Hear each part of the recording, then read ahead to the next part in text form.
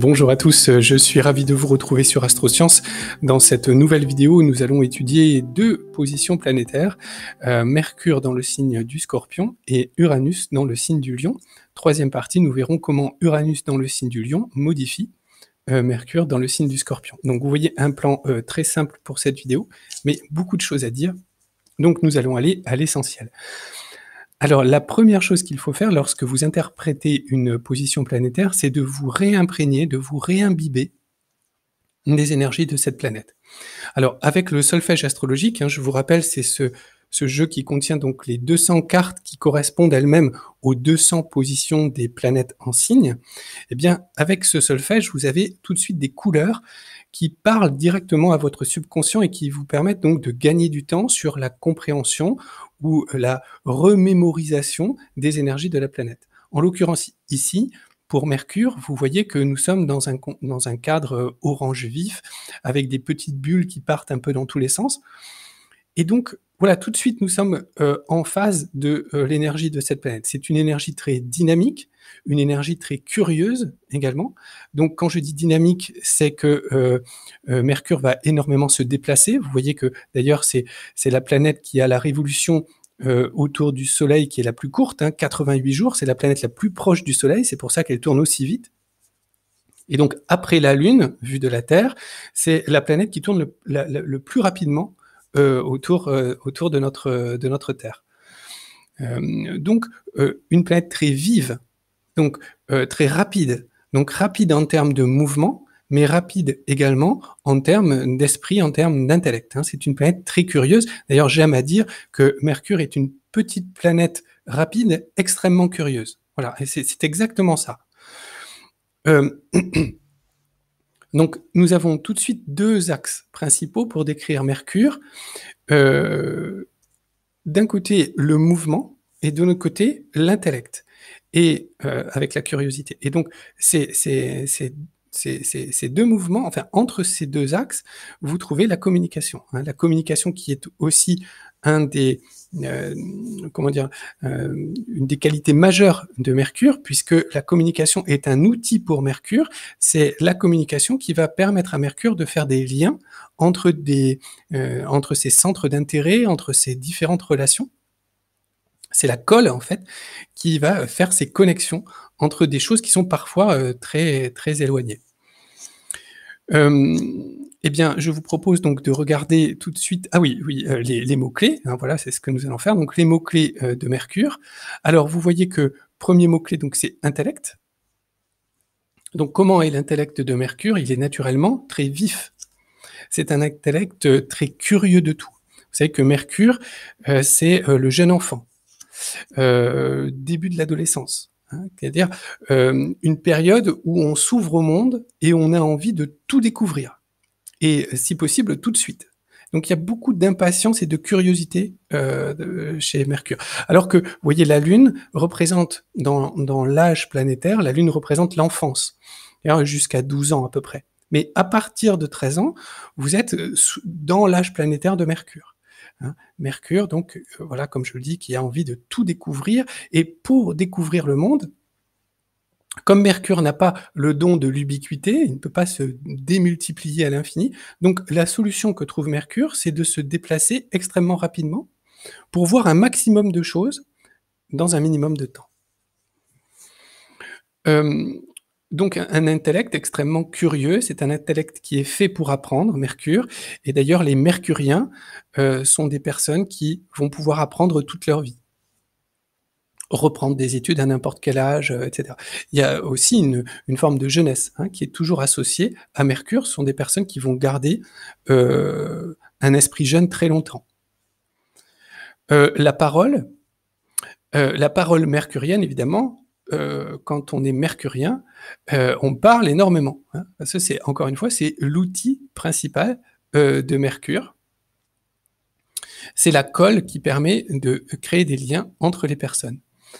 La parole également, qui est un outil pour l'apprentissage. Alors, les intérêts, plutôt, donc c'est les intérêts de l'esprit. Comme je le dis, Mercure apprend toute sa vie et veut découvrir le monde, et si possible tout de suite. Alors, l'adolescence, eh bien, nous en avons parlé, à partir de 13 ans, nous rentrons dans l'âge de Mercure. C'est l'ouverture au monde et le besoin d'apprendre, encore une fois. La pensée mercurienne, c'est une pensée, vous voyez le sigle de Mercure qui possède donc la croix, hein, en dessous, qui relie cette croix Mercure à la matière.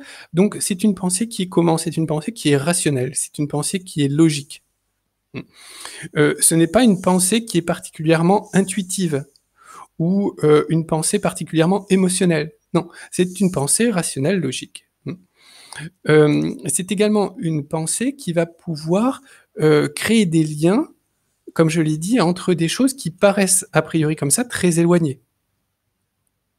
Et donc, c'est la base de l'humour, par exemple. Hein. Mercure, c'est une planète rieuse, riante, qui a beaucoup d'humour, parce que justement, elle est capable de faire des liens entre des choses qui paraissent très éloignées les unes des autres. Hein. Et en créant ces liens, eh bien, elle fait émerger une plus-value, et dans une de ces formes de plus-value, c'est l'humour. Hein. Quand on connecte des choses qui n'ont rien à voir entre elles, eh bien, on crée une surprise et une forme d'humour. Le déplacement. Alors les déplacements de Mercure, on l'a vu, une planète très vive qui bouge beaucoup pour justement apprendre un maximum de choses. Vous voyez que Mercure donc se trouve en domicile dans 2 signes, les Gémeaux et la Vierge. Et justement donc il y a une différence dans les déplacements. Dans le signe des Gémeaux, Mercure se déplace à l'extérieur. Vous voyez? Donc Mercure sort et sort de son contexte initial, et ensuite elle va explorer le monde extérieur. Et de ce fait, elle va se déplacer très rapidement entre 2 points pour aller voir l'un, aller voir l'autre, faire des liaisons, etc. Et quand je dis 2 points, en fait, c'est faux. Elle se déplace entre une multitude de points, d'endroits ou de personnes. Donc vous pouvez imaginer Mercure comme un électron libre qui se déplace très rapidement entre différents endroits ou entre différentes personnes et qui crée des connexions. Vous voyez? Mais ça se passe à l'extérieur. C'est l'image du papillon de printemps dans le signe des Gémeaux, Mercure en Gémeaux. Hein, vous voyez, c'est ce petit papillon qui va se déplacer de fleur en fleur parce que toutes elles sont belles et elles sont toutes plus belles les unes que les autres. Donc il faut aller les voir tout de suite et le plus rapidement possible. Hein. Bon, donc vous avez cette image. Dans le signe de la Vierge, les déplacements sont différents. Au lieu de se déplacer à l'extérieur d'un système, Mercure en Vierge se déplace à l'intérieur d'un système. Et d'ailleurs, c'est pour cela que Mercure en Vierge adore mettre les choses en système. Donc, au lieu d'être à l'extérieur, c'est à l'intérieur, et Mercure ici va faire des connexions entre les différents éléments d'un même système. Par exemple, vous pouvez imaginer quelqu'un qui, dans une entreprise, va faire le lien entre différents postes, entre différentes personnes de l'entreprise, et essayer de rationaliser cela, d'organiser cela, de structurer cela. Pourquoi? Pour obtenir une plus grande efficacité, fiabilité, rentabilité. Hein, ça, c'est directement Mercure Vierge. Donc, vous voyez la différence? Mercure Gémeaux se déplace à l'extérieur, Mercure Vierge se déplace à l'intérieur d'un système. Voilà, c'est une petite parenthèse. Maintenant, donc, le signe du Scorpion. Donc, nous avons vu Mercure, maintenant le signe du Scorpion. Le signe du Scorpion, vous le voyez tout de suite, c'est un signe d'eau. Comment est l'eau du Scorpion? Vous voyez, l'eau du Cancer, c'est l'eau des bords de mer, par exemple. Hein, l'eau des rivages, là où il y a des vagues, le flux, le reflux, des marées, des rochers pour se protéger, pour le petit crabe qui est le Cancer, etc. Bon. L'eau des poissons, à l'inverse, c'est l'eau du milieu des océans, des profondeurs abyssales, insondables. C'est le grand bleu, si vous voulez. Hein. Alors, entre les deux, l'eau du Scorpion, c'est une eau un peu à part. C'est l'eau des mares, c'est l'eau des marécages, la nuit, avec la lune au-dessus, où on entend les grenouilles, hein, qui croassent dans cette mare, et où il se passe des choses un peu mystérieuses. Et quand on s'approche de cette eau, c'est une eau noire, un peu intimidante, dont on ne voit pas le fond, elle est insondable. Et en même temps, on peut constater qu'il y a des bulles qui remontent à la surface parce que nous sommes dans des mares, des marais, marécages. Donc il y a du gaz qui s'échappe. Alors pourquoi?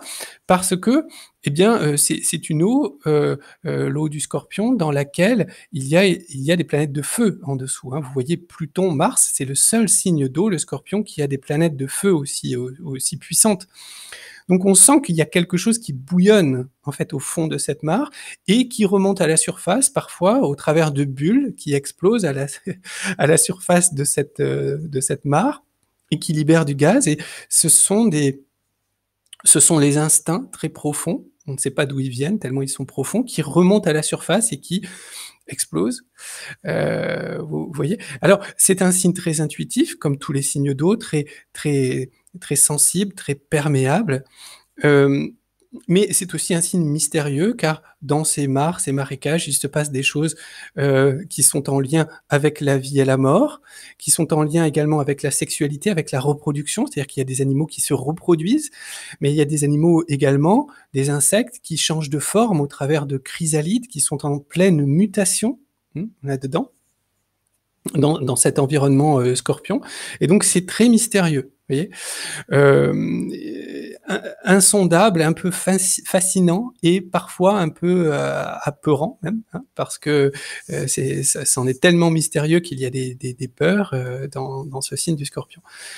Donc voilà, nous sommes vous voyez, alors là, je suis resté véritablement dans le registre symbolique, mais c'est pour vous montrer que l'on peut aborder, que ce soit la planète ou le signe, dans un aspect complètement symbolique et ça y est, on est imprégné du signe du Scorpion. Donc maintenant, nous allons revenir à Mercure dans le signe du Scorpion pour voir ce que cela donne. Donc on peut céder des mots-clés, toujours pareil. Donc comment va être l'intellect mercurien, vous vous souvenez, rationnel, logique, dans le signe du Scorpion? Bah, il va être investigateur. Voilà, donc vous avez un premier mot-clé ici, l'investigation, c'est-à-dire le besoin d'aller au cœur des choses, d'approfondir, de comprendre, parce qu'il y a une fascination pour les mystères. Et donc l'intellect mercurien ici est fasciné par le mystère du Scorpion. Il a envie d'aller au cœur des choses, de comprendre ce qui se cache au fond de cette mare, parce qu'il sent qu'il y a une vérité sans doute essentielle qu'il faut découvrir au fond de cette mare, hein. Donc il va plonger, il va sonder, il va creuser pour aller au fond, au plus possible, de cette eau du Scorpion. Comment est la parole? Elle est initiatique dans le signe du Scorpion parce que c'est une parole qui permet de transformer les choses, les personnes, les êtres. Initiation dans le sens que cette parole permet un changement d'état. Pour ce que nous avons vu précédemment, c'était les insectes dans leur chrysalide qui changeaient de forme dans cette eau du Scorpion, mais on peut imaginer ici une parole qui va transformer le subconscient, hein, qui va modifier le subconscient et donc permettre à la personne d'accéder à un autre plan psychologique, à un autre état psychologique. Donc c'est une parole initiatique qui initie également au mystère de la vie et de la mort, hein, c'est-à-dire tous les passages en fait. Souvent, je redis toujours ceci, mais nous opposons la mort à la vie, alors qu'en fait non, hein, la mort à la naissance, pardon, alors qu'en fait non, hein, la mort doit être opposée à la naissance dans le sens où ce sont des passages, des moments de transformation. Les intérêts donc mercuriens qui sont, nous l'avons vu, nombreux, ici ils sont occultes dans le signe du Scorpion, on comprend très bien, c'est un intérêt pour l'ésotérisme, et encore une fois, pour tout ce qui relève, donc l'ésotérisme, hein, la connaissance cachée, tout ce qui relève également des mystères de la vie et de la mort. On pourrait donner ici un intérêt pour la sexualité également, hein, qui est une partie occulte souvent hein, de notre vie, parce qu'elle est gardée un peu secrète. L'adolescence mercurienne se trouve révoltée dans le signe du Scorpion. Pourquoi? Parce que l'adolescence ici est à l'image de ces bulles qui remontent à la surface et qui crèvent la surface. Vous voyez, il y a beaucoup de choses qui remontent à la surface durant l'adolescence et le Scorpion, avec les planètes Mars et Pluton, est un signe qui possède une révolte latente en lui. Et au moment de l'adolescence, souvent, eh bien, cette révolte explose à la surface. C'est l'opposition aux parents, mais c'est l'opposition à un système, c'est l'opposition à l'autorité, etc., etc. Donc souvent, les mercuriens du Scorpion ont une adolescence, on va dire, tourmentée. Hein, et leur entourage, du coup, également. La pensée mercurienne, elle est transgressive et oui, pourquoi transgressive? Parce que, eh bien, il s'agit de, s'intéresser à des choses qui sont un peu tabous. La mort est un tabou et donc dans la crise du Covid que nous vivons aujourd'hui, nous voyons bien à quel point pour nos sociétés la mort est un tabou. Donc parler de la mort, oser, s'exprimer librement sur le fait que nous sommes mortels, considérer cela, c'est déjà un acte transgressif dans nos sociétés d'aujourd'hui, mais ça a toujours été plus ou moins le cas. De même que la sexualité, parler de la sexualité, de la reproduction, c'est aussi transgressif. Et donc, dans l'aspect révolutionnaire, latent du Scorpion, il y a ce besoin de s'approcher de zones dangereuses, qui mettent en danger l'individu, la mort, la vie, tout ce qui est passage. Et c'est en s'approchant de ces frontières, de ces limites-là, que Mercure en Scorpion se sent le plus intimement vivant. Intensément vivant, pardon.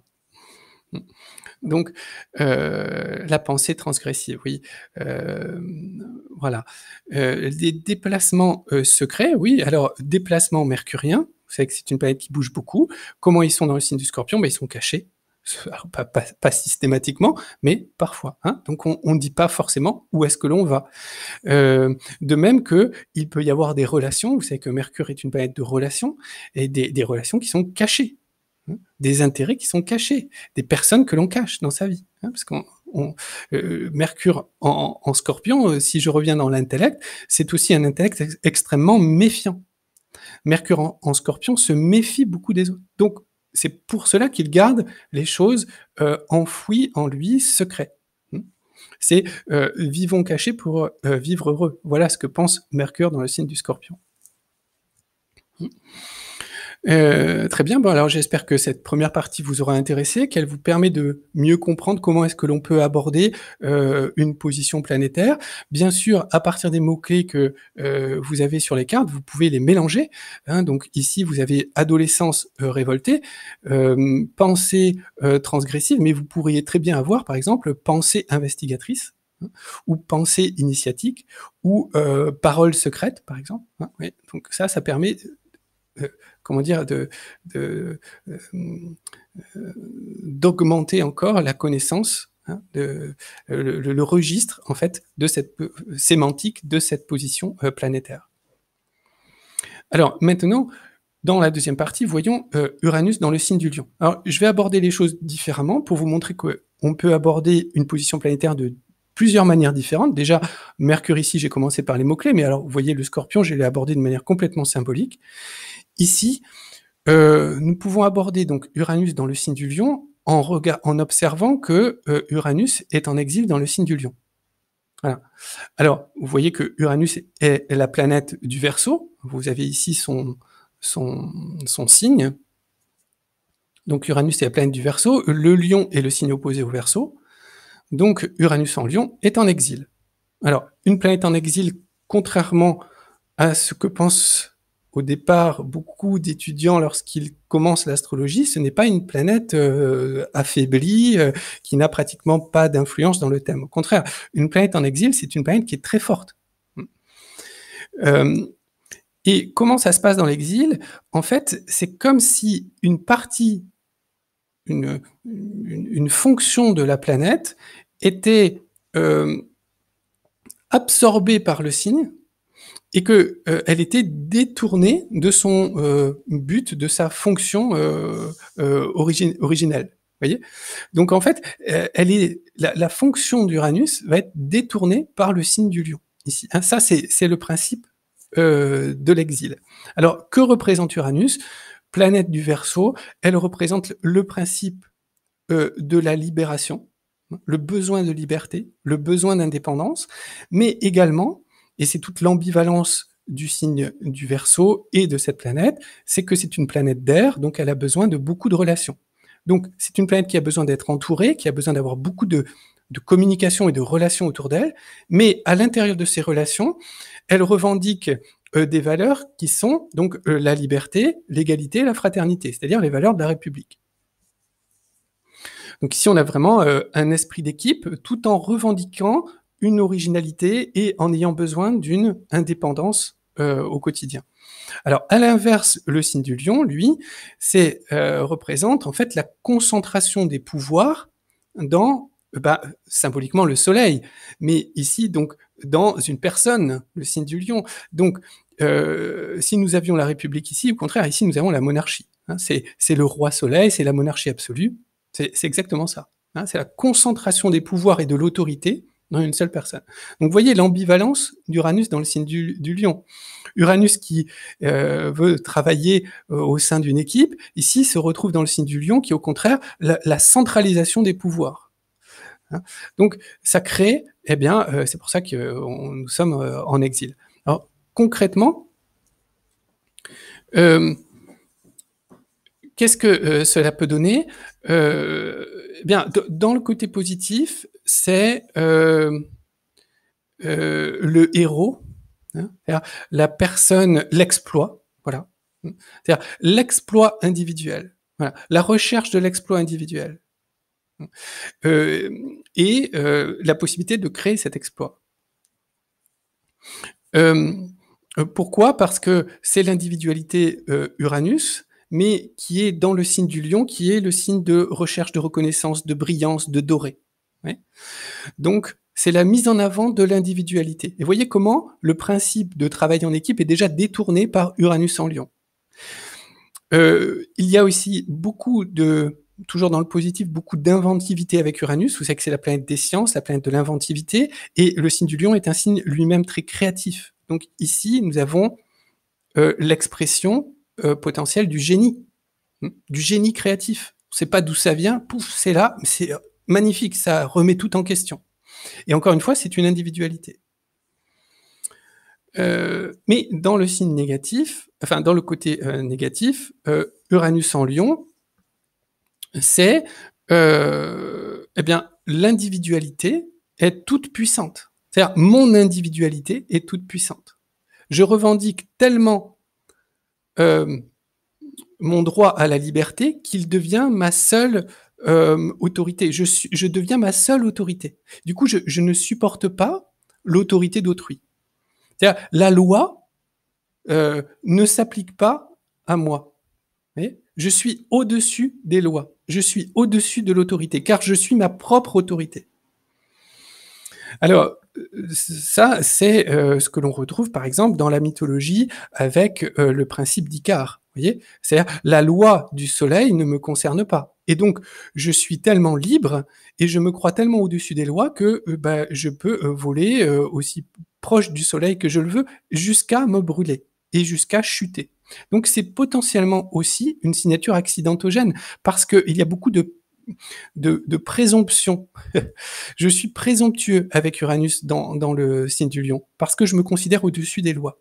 Et donc, je peux me brûler, et donc je peux chuter. Et donc, apprendre, certes, mais en me brûlant, ou en chutant, ou en ayant des accidents. Vous voyez, c'est le principe également donc ça c'est pour la loi, mais pour ce que je disais précédemment au sujet de l'invention de la créativité, l'inventivité-créativité, ici c'est l'apprenti sorcier. Alors pour le meilleur, mais pour le pire. Pour le meilleur, c'est le génie. Pour le pire, c'est je n'arrive plus à contrôler les fruits de ma propre création. Donc l'intelligence artificielle, etc. Bon, voilà. Alors, c'est juste un exemple, mais c'est une autre façon d'aborder une position planétaire. Hein. Alors maintenant, donc en troisième partie, voyons comment Uranus-Lion vient modifier Mercure en Scorpion. Alors, qu'est-ce que on peut dire déjà? C'est Uranus en Lion, donc vous voyez que le Lion et le Scorpion sont des signes qui sont en carré. C'est-à-dire que Uranus en Lion, et c'est comme ça que vous devez faire si vous devez faire des interprétations, donc grâce au solfège astrologique en prenant 2 cartes.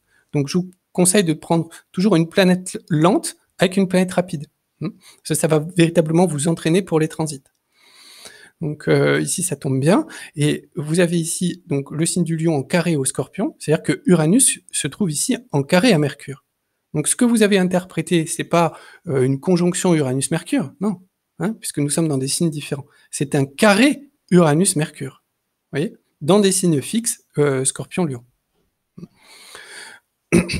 Donc, comme je l'ai dit, lorsque vous devez interpréter une position planétaire, c'est toujours bien, malgré tout, là, nous savons que c'est un carré, mais de revenir à la conjonction. Donc, Uranus, Mercure s'entendent bien, ce sont deux planètes d'air, ce sont des planètes d'invention, d'intellect, de grande curiosité, et donc ici, la curiosité va être exacerbée. Ça, c'est vrai si nous étions... Alors, c'est toujours vrai, mais il faut se rappeler que nous sommes dans un aspect de carré. Donc oui, mais c'est presque trop. Donc ici, on peut avoir une grande nervosité intellectuelle, parce que l'esprit, ici, excité par Uranus en Lion, ne sait pas se poser, ne sait pas se reposer. Donc il est toujours en mouvement, parce qu'il est toujours stimulé, et il a toujours besoin de stimulation intellectuelle. Et donc ça crée une grande nervosité. Beaucoup d'impatience également. Ce sont des planètes qui vont vite. Donc beaucoup d'impatience liée à la nervosité, justement. Uranus, donc Mercure en Scorpion, nous l'avons vu, c'est une position très méfiante. Je me méfie énormément des autres. Uranus est une planète collective, et dans le signe du Lion, donc en exil, et ici, cela va renforcer également ce principe de méfiance. C'est une configuration que l'on retrouve souvent dans de la paranoïa, alors à différents niveaux bien sûr, la paranoïa psychiatrique et puis la paranoïa légère, mais on se méfie énormément des autres. C'est-à-dire qu'avec Mercure dans le signe du Scorpion, on peut tellement creuser parce qu'elle pense qu'il y a des choses qu'elle ne voit pas, qui sont cachées, qui sont secrètes, elle-même est secrète, qu'elle va finir, Mercure, par s'imaginer que l'extérieur, le collectif, les autres, lui veulent du mal. Et elle se méfie énormément d'une chose, c'est de l'autorité. Voilà. C'est-à-dire qu'on vienne limiter sa liberté. Et là, à chaque fois, elle est à fleur de peau. Et du coup, cette méfiance vient biaiser, en fait, ces relations, les relations de Mercure-Scorpion. Parce que si je me méfie des autres, je peux plus être en confiance avec eux, donc je ne m'ouvre pas comme je devrais, et donc mes relations se trouvent altérées par cet aspect. On peut trouver également avec cette configuration, au-delà de la paranoïa, une forme de bipolarité. Alors, pourquoi? Parce que Mercure en Scorpion peut avoir, comme à l'adolescence, des phases très, très, très noires, voilà, très sombres. C'est la pensée qui, à force de creuser, perd la lumière. Donc, elle peut errer dans l'obscurité ici, Mercure-Scorpion, tellement elle a creusé profond, vous voyez, dans sa psychologie. Donc, ce sont des idées potentiellement noires, des pensées potentiellement noires. Et avec Mercure, avec Uranus en Lion, c'est au contraire l'explosion du génie de « je suis au-dessus des lois ». Donc vous voyez, ici, il y a potentiellement une bipolarité. Alors, des périodes où je me sens tout puissant et sans prévenir, des périodes où je suis complètement au fond du trou, comme on dit, voilà, où je ne vois plus la lumière, où je suis complètement perdu, où je déprime, où je suis dans la négativité complète. Et à nouveau, Uranus explose et je suis à nouveau tout puissant. C'est également donc un carré qui va faciliter, entre guillemets, tout ce qui est rupture, des ruptures avec des groupes. Uranus carré Mercure, dans des signes fixes comme ceci, eh bien, je vais adhérer à quelque chose parce que j'ai besoin d'être en relation, mais dès que je vais sentir qu'une autorité est là, eh bien, je vais rompre avec ces groupes. Donc ça, ce sont des ruptures, des cassures très fréquentes, très marquées. On entend presque des portes qui claquent, avec en arrière-fond quelque chose de très radical dans Mercure-Scorpion, c'est-à-dire c'est une rupture définitive, je claque la porte, je fugue pour un adolescent, je romps avec une association, avec un groupe, et avec le chef d'un groupe. Je reste très amer. Mercure en Scorpion a du mal à faire son deuil, donc il va garder une certaine amertume, hein, ça va macérer en lui, assez longtemps, ces ruptures. Enfin donc, nous avons une dimension de recherche dans Mercure-Scorpion. Vous savez que Mercure va descendre dans le gouffre du Scorpion pour approfondir des choses, pour aller au cœur des choses. Donc ici, nous sommes dans la recherche, quasi, biologique, atomique. Ah, c'est tout à fait possible. Mmh. Ici, Uranus, ce sont les sciences d'ailleurs. Donc vous voyez, ça parle très bien avec Mercure. Là, on a un esprit scientifique, vraiment, qui veut aller au fond des choses, au cœur des choses. Mais avec Uranus, comme je l'ai dit précédemment en carré, il peut y avoir une notion de dispersion. C'est-à-dire que Mercure des Gémeaux a toujours tendance à se disperser. Ici, avec Uranus, ça va accentuer ce principe. Mais Mercure est dans le signe du Scorpion. Donc ça ne va pas se faire comme un Mercure Gémeaux classique, qui va multiplier les centres d'intérêt et donc complètement se disperser. C'est pas exactement comme ça ici. Vous voyez, Mercure en Scorpion va focaliser sur quelque chose. Il va faire d'abord un tunnel. Donc il va être obsédé par un domaine. Il va voir plus que ça. Il va se concentrer absolument là-dessus. Il n'y a plus rien d'autre qui existe. Je suis Mercure Scorpion. Et puis d'un coup, on ne sait pas pourquoi, ça s'arrête et Mercure part sur autre chose. Et là, il part sur autre chose et à nouveau, donc c'est là où ils iront avec un groupe, avec une association, avec des personnes, et à nouveau, il va refaire un tunnel, mais dans autre chose. Donc vous voyez, c'est pas la même dispersion que si on avait ici Mercure en Gémeaux. Là, ce serait une dispersion tous azimuts. Mais avec le Scorpion, c'est différent. Donc je fais un tunnel, et puis cassure, et je pars sur autre chose, et je refais un tunnel. Ça se rapproche également un peu de la bipolarité que l'on avait vue précédemment. Eh bien voilà, nous sommes arrivés à la fin de la 3e partie. J'espère que cette vidéo vous aura plu, qu'elle vous aura intéressé. J'ai essayé de vous montrer différentes manières d'aborder une position planétaire. Je vous recommande donc le solfège astrologique qui est disponible sur mes sites internet dans les rubriques boutiques, si vous voulez approfondir donc ces notions de mots-clés. Et puis, moi, je vous donne rendez-vous dans une prochaine vidéo d'Astroscience où nous verrons encore d'autres positions planétaires. Je vous remercie, n'hésitez pas à liker cette vidéo, vos commentaires sont toujours les bienvenus, et puis à bientôt dans une prochaine vidéo. Au revoir.